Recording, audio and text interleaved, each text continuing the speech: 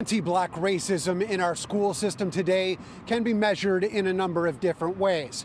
But one of the most troubling examples is something called the school to prison pipeline, a reality facing young black youth today, which is why there's a new initiative to try and help. My name is Marley Lawrence, and I'm representing the Bleecker Street and St. Jamestown community. Marley Lawrence has become a fixture on Bleecker Street in the St. Jamestown neighborhood, not just as an up-and-coming hip-hop artist, but for the positive example he's setting for others. The small steps and what you do is what really makes you make it. It didn't start out this way, though. A troubled kid being raised by his mother, he frequently had problems in school, which led to conflicts and not much help.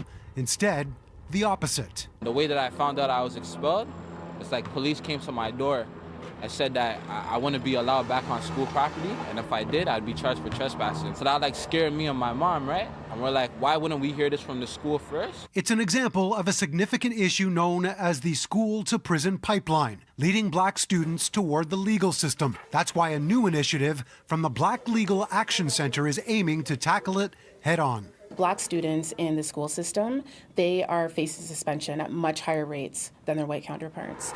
We also know that black students are being disciplined at much more higher levels as well. The project will include reaching out to black families and organizations, along with those in the education and justice systems, to gather information and find solutions. There are other opportunities that the school system could look at. One of them is leaning into community outwards. So there's a number of cultural organizations across our province that often have very good relationships with the black community.